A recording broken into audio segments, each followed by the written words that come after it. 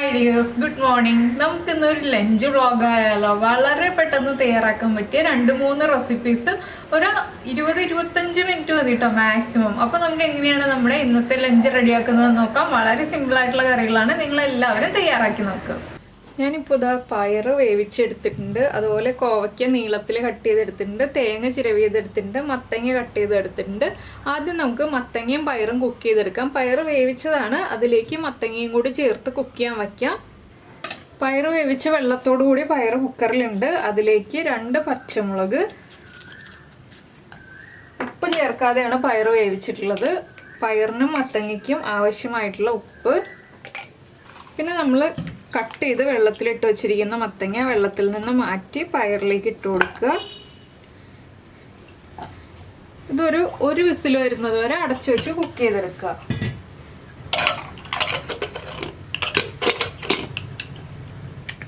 ഇനി ഈ സമയത്ത് നമുക്ക് മത്തങ്ങയിലേക്ക് വേണ്ട അരപ്പ് തയ്യാറാക്കി എടുക്കാം. മിക്സിയുടെ ജാറിലേക്ക് നമുക്ക് ആദ്യം തേങ്ങ ചേർത്ത് കൊടുക്കാം.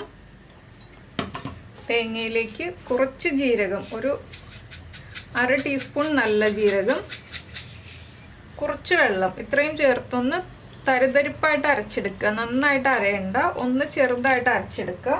നമ്മുടെ തേങ്ങ നന്നായിട്ട് അരച്ചെടുത്തിട്ടുണ്ട്. നന്നായിട്ട് ഫൈൻ പേസ്റ്റ് ആയിട്ടല്ല, ചെറിയ തരിതരിപ്പോടുകൂടി, അവിയലിനേക്കാൾ കുറച്ചുകൂടി ഒന്ന് അരച്ചെടുത്തിട്ടുണ്ട്. ഇനി നമുക്ക് മിക്സിയുടെ വേറൊരു ജാർ എടുത്തിട്ട് കോവയ്ക്കുള്ള കാര്യങ്ങൾ റെഡിയാക്കി എടുക്കാം. ഞാനിപ്പോൾ വലിയ വെളുത്തുള്ളിയാണ് എടുത്തിരിക്കുന്നത്, 4 എണ്ണം. ചെറിയ വെളുത്തുള്ളി ആണെങ്കിൽ ഒരു 10 അല്ലി എടുക്കുക. പിന്നെ ഉള്ളി ആണെങ്കിൽ ഒരു 15 ഉള്ളി എടുക്കുക. ഞാനിപ്പോൾ ചെറിയൊരു സവോള എടുത്തിട്ടുണ്ട്. ഇതെല്ലാം ചേർത്തൊന്ന് ക്രഷ് ചെയ്തെടുക്കുക. ഇതാ നമ്മുടെ ഉള്ളിയും വെളുത്തുള്ളിയും ചേർത്തൊന്ന് ക്രഷ് ചെയ്തെടുത്തിട്ടുണ്ട്. ഇത് നമുക്ക് മാറ്റി വയ്ക്കാം. ഇനി ഒരു പാൻ വയ്ക്കാം. ഇപ്പോൾ നമ്മുടെ വെളിച്ചെണ്ണ നന്നായിട്ട് ചൂടായി വന്നിട്ടുണ്ട്. ഇതിലേക്ക് നമുക്ക് ഒരു ടീസ്പൂൺ കടുക് ചേർത്ത് കൊടുക്കാം. കടുക് ഒന്ന് പൊട്ടി തുടങ്ങട്ടെ. നമ്മുടെ കോവയ്ക്ക മെഴുക്കുവരട്ടിക്കായിട്ടാണ് കേട്ടോ ഞാൻ ഈ കടുക് പൊട്ടിക്കാൻ വെച്ചിരിക്കുന്നത്.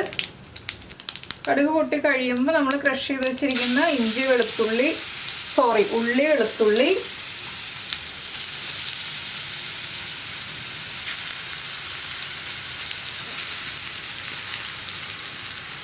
അതിൻ്റെ കൂടെ തന്നെ നമ്മൾ കട്ട് ചെയ്ത് വെച്ചിരിക്കുന്ന കോവയ്ക്ക,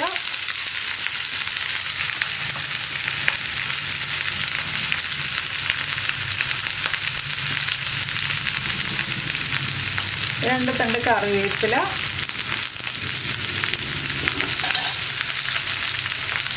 ആവശ്യത്തിന് ഉപ്പ്, ഇത്രയും ചേർത്ത് ആദ്യം ഒന്ന് ഇളക്കി കൊടുക്കുക.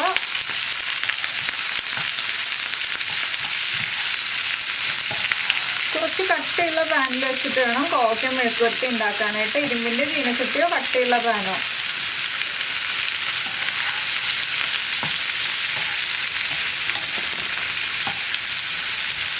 നമ്മുടെ കുക്കർ ഒരു വിസിൽ വന്നിട്ട് പ്രഷർ പോകാൻ വേണ്ടി വെയിറ്റ് ചെയ്തിരിക്കുകയാണ്. അതുകൊണ്ടാണ് ഞാൻ ഇതിനിടയിൽ കൂടി മെഴുക്കുവരട്ടിയുടെ റെസിപ്പി കാണിക്കുന്നത്. ഇനി ഇതിലേക്ക് 1/2 ടീസ്പൂൺ മഞ്ഞൾപ്പൊടി,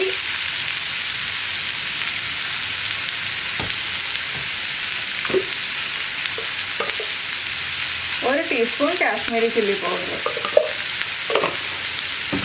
ഇത്രയും ചേർത്തിട്ട് വീണ്ടും നന്നായിട്ടൊന്ന് ഇളക്കി കൊടുക്കുക.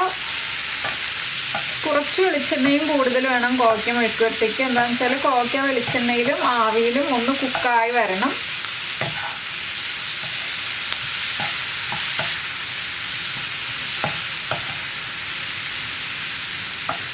ഇനി എല്ലാം ഒരുമിച്ചാക്കി ചേർത്തതിന് ശേഷം നമുക്ക് ഒന്ന് അടച്ചു വെച്ച് ലോ ഫ്ലെയിമിൽ വെച്ച് കുക്ക് ചെയ്തെടുക്കാം. ഇടയ്ക്കിടയ്ക്ക് ഇളക്കി കൊടുക്കണം. നമ്മുടെ കുക്കറിൻ്റെ പ്രഷർ പോയിട്ടുണ്ട്. കോവയ്ക്ക മെഴുക്കുവരട്ടി അവിടെ ആയിക്കൊണ്ടിരിക്കുന്നുണ്ട്. ഇതാ മത്തങ്ങയൊക്കെ നന്നായിട്ട് കുക്കായി വന്നിട്ടുണ്ട്. ഞാൻ ചെറുതായിട്ടൊന്ന് ഉടച്ചു കൊടുക്കുന്നുണ്ട്. ഇനി വീണ്ടും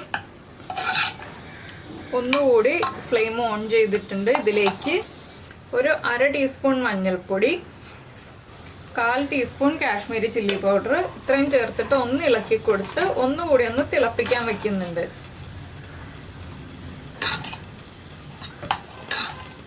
ഇതൊന്ന് തിളച്ച് വരട്ടെ. കോവയ്ക്ക ഇടയ്ക്കിടയ്ക്ക് ഓരോ മിനിറ്റ് കൂടുമ്പോൾ ഞാൻ ഇളക്കി കൊടുക്കുന്നുണ്ട് കേട്ടോ. കുറച്ച് വലിയ ബർണറിലാണ് ഇരിക്കുന്നത്, അതുകൊണ്ടാണ് ഒന്ന് ഇളക്കി കൊടുത്തുകൊണ്ടിരിക്കുന്നത്.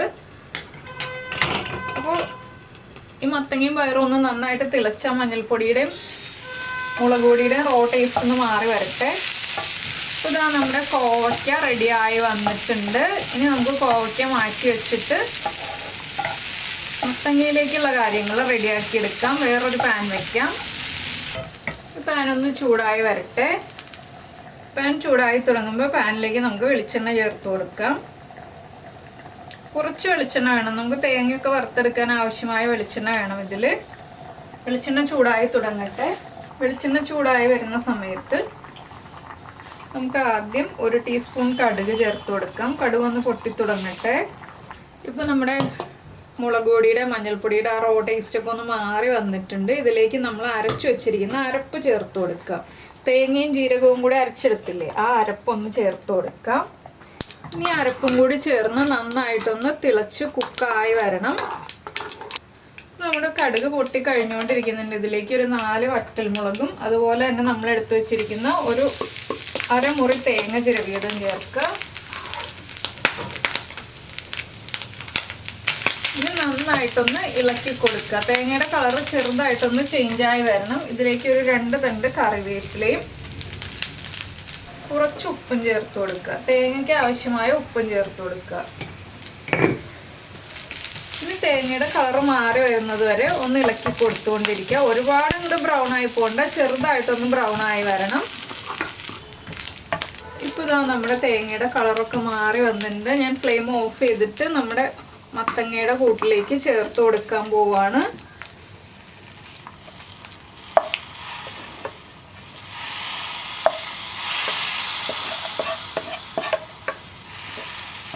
ഇത്രയേ ഉള്ളൂ, നമ്മുടെ മത്തങ്ങ എരിശ്ശേരിയും കോവയ്ക്ക മെഴുക്കുവരട്ടിയും റെഡി ആയി കഴിഞ്ഞു. ഇനി നമുക്ക് പയറ് മെഴുക്കുവരട്ടി മാത്രമേ റെഡിയാക്കാനുള്ളൂ. നമുക്ക് ഈ പാൻ തന്നെ ഒന്ന് കഴുകി വൃത്തിയാക്കിയിട്ട് ഒന്നുകൂടി ചൂടാക്കാൻ വെക്കാം. അപ്പോൾ നമ്മൾ പാനിലേക്ക് വീണ്ടും വെളിച്ചെണ്ണ ഒഴിച്ചു. കടുക് ചേർത്ത് കൊടുക്കുകയാണ് 1/2 ടീസ്പൂൺ. കടുക് ഒന്ന് പൊട്ടി തുടങ്ങട്ടെ.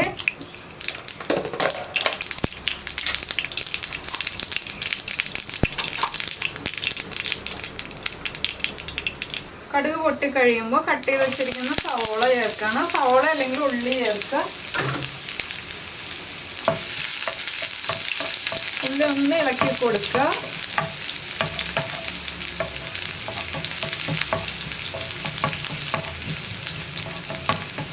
ഇതിലേക്ക് ചതച്ച മുളക്, നമ്മുടെ വറ്റൽമുളക് ചതച്ചത് ചേർത്ത് കൊടുക്കുക കേട്ടോ. മുളക് പൊടി ചേർക്കുന്നതിനേക്കാൾ ടേസ്റ്റ് വറ്റൽമുളക് ചതച്ചത് ചേർത്ത് കൊടുക്കുന്നതാണ്.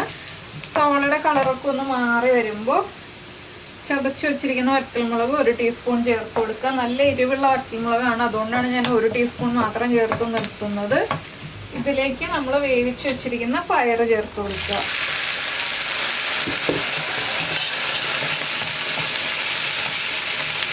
നന്നായിട്ടൊന്ന് ഇളക്കി മിക്സ് ചെയ്യുക. കുറച്ച് വെള്ളം വേണം. ആ ഉപ്പൊക്കെ ഒന്ന് പയറിലേക്കും സവോളയിലേക്കും ഒക്കെ ഒന്ന് പിടിച്ചു വരാനായിട്ടാണ്.